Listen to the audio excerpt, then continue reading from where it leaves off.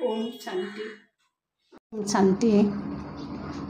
ৰক্ষা বন্ধনৰ প্ৰাক মুহূৰ্তত আমি এইবাৰ কাক কেনেকৈ ৰাখি পিন্ধাম আৰু এই ৰাখি পিন্ধালেনো আমাৰ কি উপকাৰ হ'ব সেই বিষয়ে কথা পাতিবলৈ লৈছোঁ আৰু আপোনালোককো আমাৰ চেনেললৈ স্বাগতম জনাইছোঁ। আমি সকলোৱে জানো ৰক্ষাবন্ধন এক সুৰক্ষা কৱচ। এডাল সূতাৰে হাতত বন্ধা হয়, যাক সেই সূতাডালৰ নাম ৰাখী।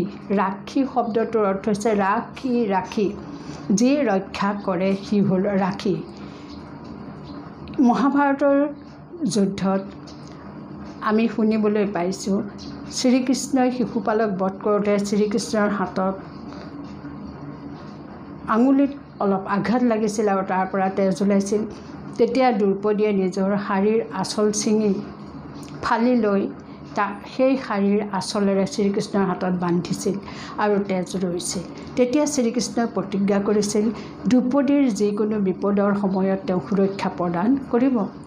দ্ৰৌপদীক তেওঁ ভনী হিচাপে লৈছিল আৰু দ্ৰৌপদীয়ে কৃষ্ণক ভাই বন্ধু সখা হিচাপে গ্ৰহণ কৰিছিল। সেই কাহিনীৰ অৱলম্বনত আমাৰ ভাৰতবৰ্ষত প্ৰতি বছৰে শাওণ মাহৰ পূৰ্ণিমা তিথিত ৰক্ষাবন্ধন উৎসৱ পালন কৰা হয়। কিছুমানে ৰাখী উৎসৱো বুলি কোৱা হয়। দেখাত এডাল সাধাৰণ সূতা, কিন্তু সেই সূতাডালত আমাৰ ভাৱনাৰ যাদু সোমাই আছে। আমাৰ মনৰ ভাৱনা তাত লুকাই আছে, আমাৰ দৃষ্টিৰ ভাৱনাৰ যাদু তাত সোমাই আছে আৰু সেই সূতাডালত আছে আমাৰ হাতৰ যাদু, যাৰ দ্বাৰা আমি বহুতো লোকক নিজৰ ভাই হিচাপে গ্ৰহণ কৰিবলৈ সংকল্প গ্ৰহণ কৰোঁ। আমি ৰাখী এতিয়া কাক পিন্ধাম?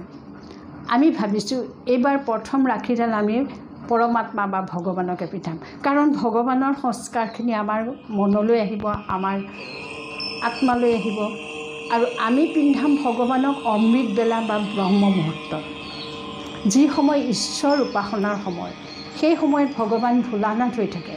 তেওঁ ঈশ্বৰেই হওক, আল্লাই হওক, গদেই হওক, যিয়েই নহওক, আমি তেওঁক ভাই বা বন্ধু হিচাপে যদি লৈ পেলাই ৰাখীডাল পিন্ধাওঁ, তেতিয়া কি হ'ব?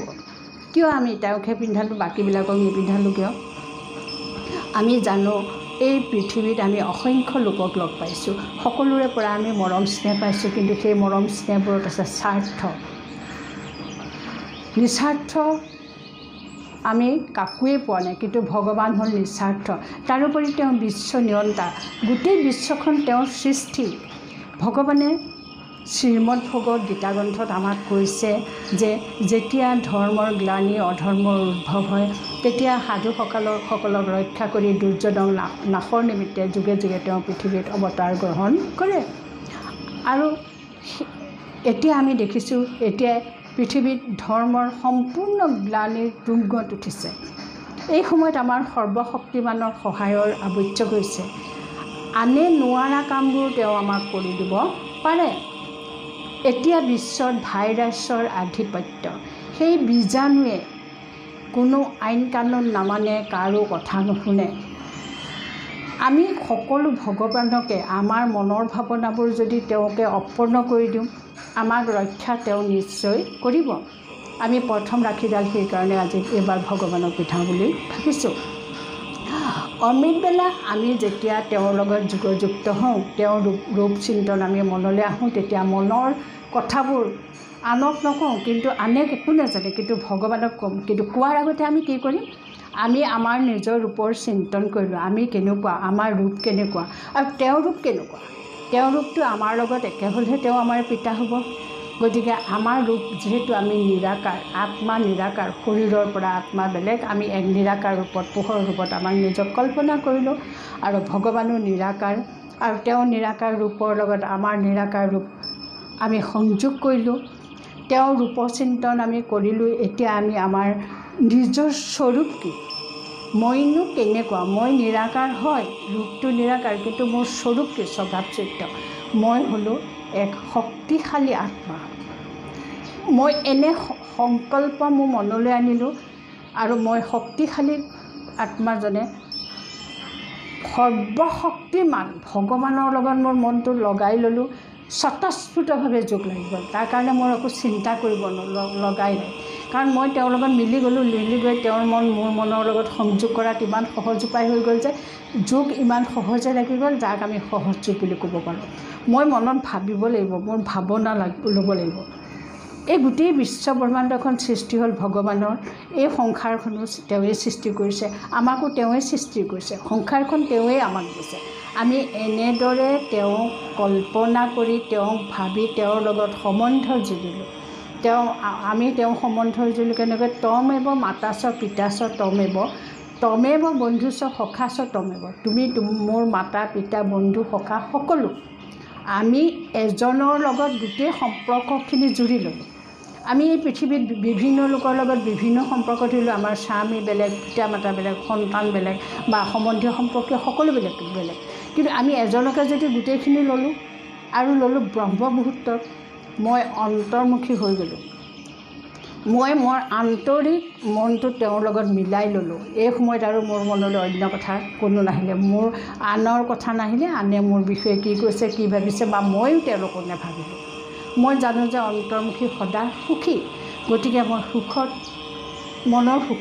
মনলৈ সুখ আনি মই এক শক্তিশালী আত্মা হিচাপে যেতিয়া মনক কল্পনা কৰিলোঁ, মনলৈ এই ভাৱটো সুমুৱাই দিলোঁ, সংকল্পটো সুমুৱাই দিলোঁ, সমানটো মই মনত স্থিৰ কৰি ল'লোঁ, যি মোক কি কৰিছে সন্মান দিব।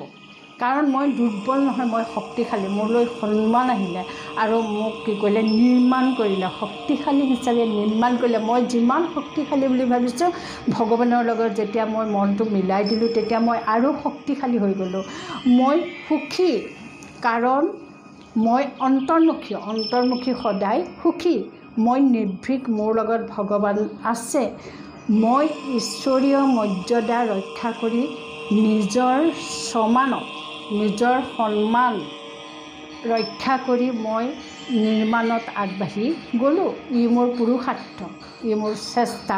মই জানো চেষ্টাৰ অসাধ্য একো নাই। গতিকে মই সমৰ্থ হ'মেই আৰু মোৰ এই সন্মান মই পামেই, আৰু মোৰ সন্মানে মই আনকো সন্মানিত কৰি, মই যেনেকৈ মোক নিজক নতুনকৈ নিৰ্মাণ কৰিছোঁ, শক্তিশালী, সুখী, মই সমৰ্থ, তেনেদৰে আনকো মই সমৰ্থবান কৰিমেই। মই নিৰ্মাণ চিত্ৰৰ, মই কল্প বিজয়ী, মই সুখী। আৰু মই কি কৰিলোঁ? মই ৰাখীডাল ভগৱানক পিন্ধাই তেওঁৰ লগত যোগযুক্ত হ'লোঁ। তেওঁৰ ছত্ৰছায়াত থাকিলোঁ, তেওঁৰ পৰা শক্তি আহি মূৰত পৰিলে। মোৰ ওচৰত, মোৰ সন্মুখত মোৰ লগত যিখিনি আত্মাৰ, যিখিনি লোকৰ মোৰ লগত চিনাকি, যিখিনিৰ লগত মোৰ সম্বন্ধ, তেওঁলোকক এজন এজনকৈ ভগৱানৰ সন্মুখত তেওঁলোকৰ চিত্ৰবোৰ উপস্থিত কৰালোঁ।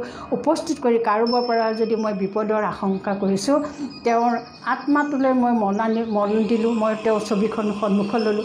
ভগৱানৰ সাক্ষাতে, মোৰ পিতাৰ সাক্ষাতে, মোৰ সৰ্বশ্ৰেষ্ঠ ভাইৰ সাক্ষাতে মই তেওঁৰ হাতৰ ৰাখীডাল পিন্ধাই দিলোঁ। এডাল এডালকৈ মই লৈ যোৱা ৰাখীখিনি প্ৰত্যেকৰ হাততে পিন্ধাই দিলোঁ। আৰু প্ৰত্যেক মোৰ ভাই হ'ল, বন্ধু হ'ল, প্ৰত্যেকে ভগৱানৰ সন্মুখত শপত খালে যে তেওঁ মোক যিকোনো বিপদৰ ৰক্ষা কৰিব আৰু তেওঁৰ পৰা মোৰ কোনো কল্যাণ নহয়। আৰু য'ত যিমান লোকক মই ৰাখী পিন্ধাম বুলি ভাবিছিলোঁ, সকলোকে মই সন্মুখত আনি এডাল এডালকৈ ৰাখীবোৰ পিন্ধাই গ'লোঁ। মোৰ অমৃত বেলাটো ইমান সুন্দৰকৈ পাৰ হৈ গ'ল, মই গমেই নাপালোঁ। আৰু মোৰ মূৰত ওপৰৰ পৰা ভগৱানৰ শক্তিশালী পোহৰ, শক্তি পৰি আছে, আৰু মই ছাকচেছফুল হৈ গ'লোঁ।